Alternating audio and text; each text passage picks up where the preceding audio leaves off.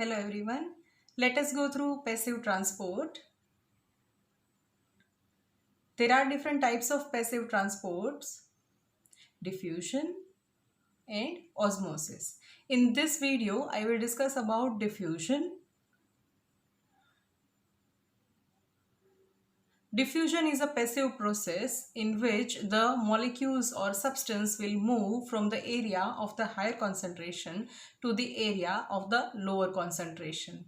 Diffusion is of two types: simple diffusion and facilitated diffusion. Different factors which can affect diffusion are the concentration difference.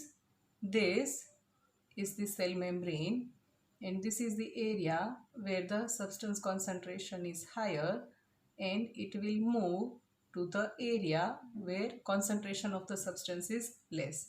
So first important factor is concentration difference or concentration gradient across the cell membrane. Then other factor is the electrical gradient. This is cell membrane. On one side it is negatively charged and on the other side it is positively charged. So ions carrying negative charge will move towards the positive charge of the membrane. So that is how electrical gradient will work. Then next is a pressure gradient. If on one side of the membrane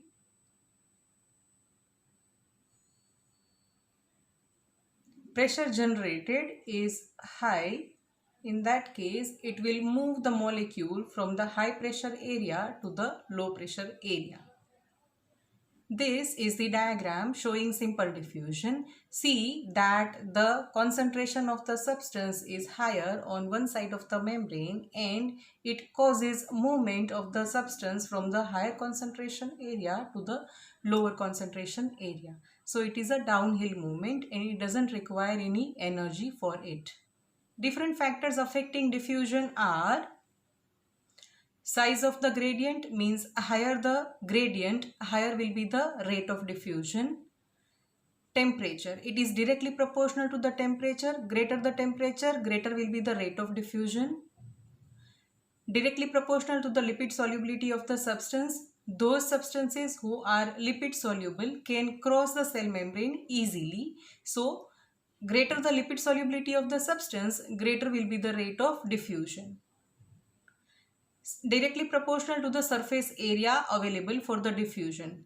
Larger the surface area available for the diffusion, larger amount of the substance can move across the cell membrane. So, it increases the rate of diffusion.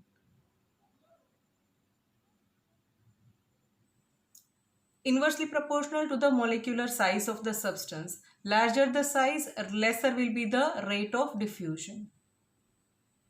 This is the diagram showing the facilitated diffusion.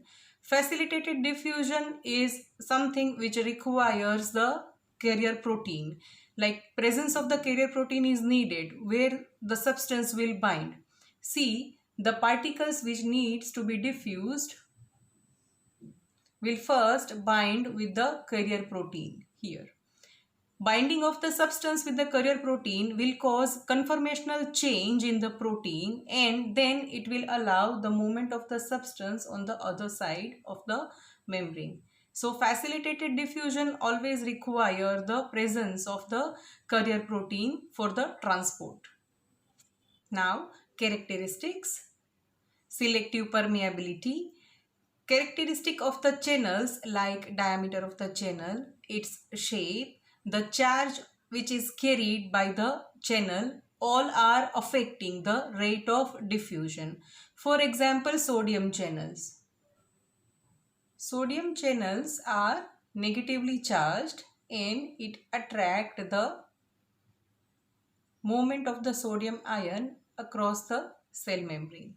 So these channels are selective for the movement of the sodium ions only. Another example is a potassium channel. Potassium channels are not that negatively charged, but they are smaller in size also. So potassium ions are relatively smaller in size as compared to the sodium ion.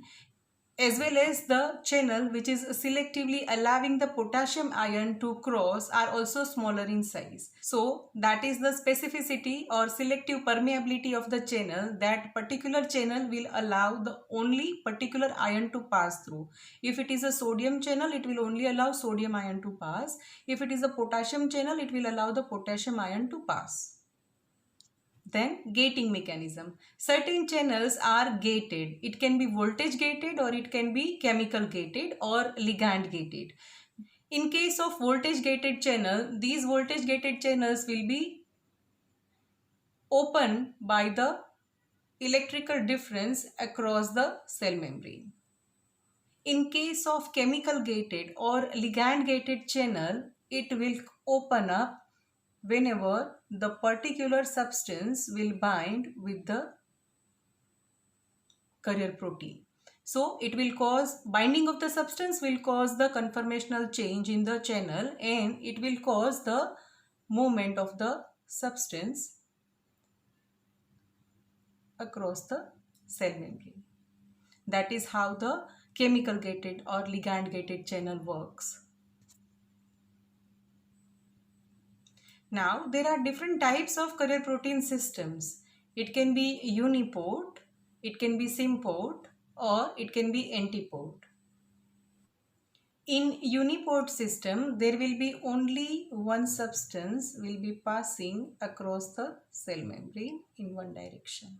In case of symport, there will be two substances. One substance carrying another substance along with it, passing across the cell membrane in the same direction. In case of antiport system, there will be exchange of the substances. Means one substance is moving in one direction and another substance is moving in the opposite direction. So that is antiport system. Now, if we see the effect of the concentration of the substance and rate of diffusion, in simple diffusion and in the facilitated diffusion, it is different. Here on the x-axis, there is a concentration of the substance, and on y-axis, it is representing the rate of diffusion.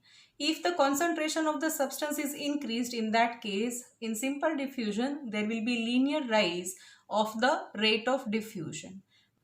In case of facilitated diffusion, it will reach at certain saturation point, beyond which a further rise in the concentration of the substance will not increase the rate of diffusion. So the graph will be something like this. Here, this is the saturation point, beyond which further rise in the concentration of the substance will not cause further increase in the rate of diffusion. In case of facilitated diffusion, it occurs because of certain limit of the carrier protein. Beyond that, carrier protein will be saturated, so it will not be able to transport the substance across the cell membrane. So that is why further rise in the concentration will not cause further rise in the rate of diffusion.